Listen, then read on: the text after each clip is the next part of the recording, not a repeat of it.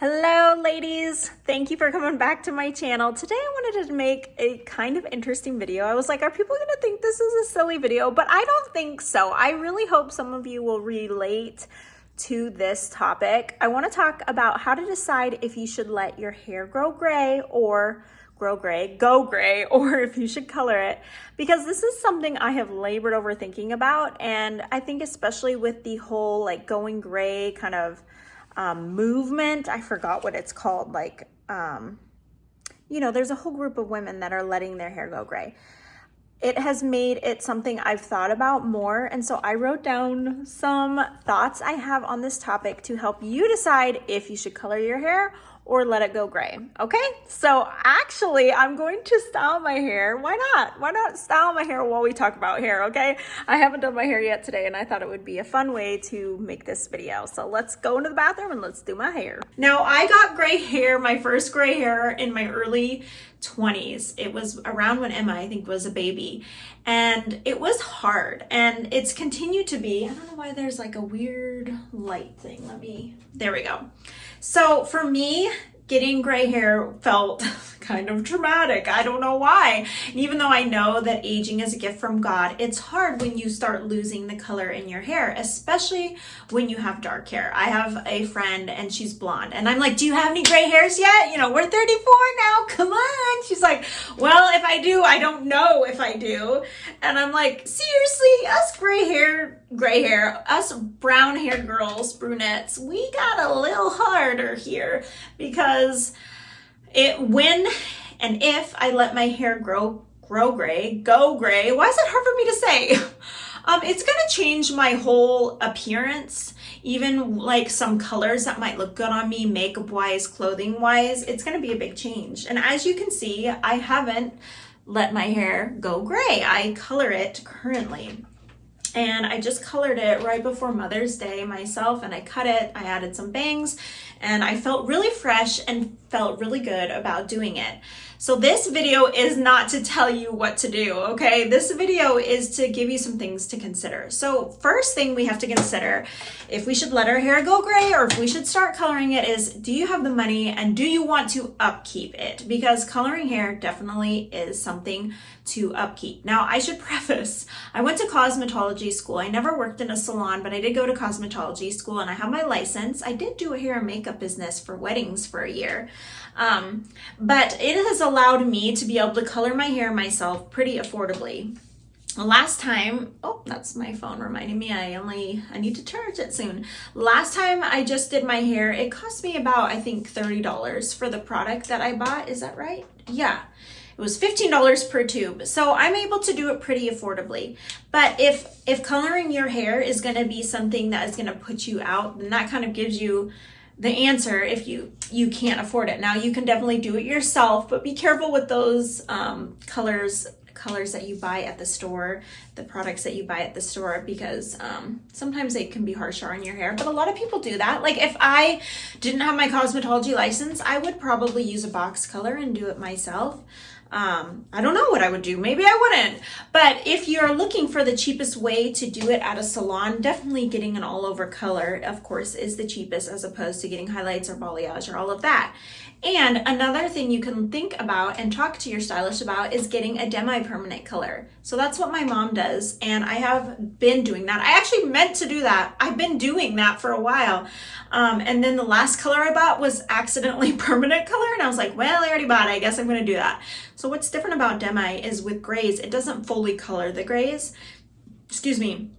It colors it somewhat, but you're still gonna see that lighter hair shining through. It's not going to be as solid like this is a solid color. You're still going to see some of that. It'll color the grays a little bit softer, so they're not as like woo way out there, but it does help with growing out. Like it doesn't make such a harsh line as it grows out. So those are things you can think about. Also, there are a lot of products you can buy to help with the stretching out between colors. And this is one of the products that I have. It's called Style Edit. And it's a root concealer. And also I just tried recently like eyebrow gel or pomade, and I tried that on my hair, and it's a little messy, but you could do that and it's like way cheaper too.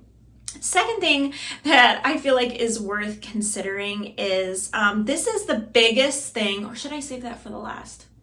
Maybe I should save that for my last point because it's the best thing that really helped me. Okay, so I'm going to save that for last. But the second thing you have to think about is like, who are you as a person? This is not a right or wrong issue, whether or not to color your hair. The Bible doesn't say don't color your hair. It does say that gray hair is a gift from the Lord. And so yes, we cannot be afraid of aging and celebrate the fact that God's given us more life on this earth. But I don't think this is a right or wrong issue, just like makeup isn't a right or wrong issue.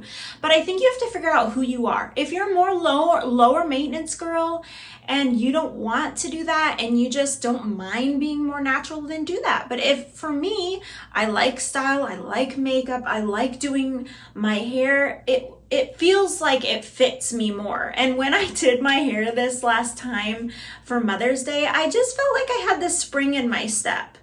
And I just was happy to be able to have it done and I just felt more put together with coloring my hair. So lastly, I have to share the most important thing that will help you decide. I feel like, well, at least it helped me decide in this decision if I should color my hair or not, was my kid's great aunt Colleen. She sent me this text and said to me, do whatever makes you think about yourself less. It was something along that lines. Do what makes you think about yourself less. And that really helped me decide if I should let my hair go gray or not. Now, I was doing demi-permanent color with the hopes of slowly letting that gray hair kind of grow out from the permanent color, but still covering it up, but making it more subtle. But now I'm back to square one since I just did permanent color.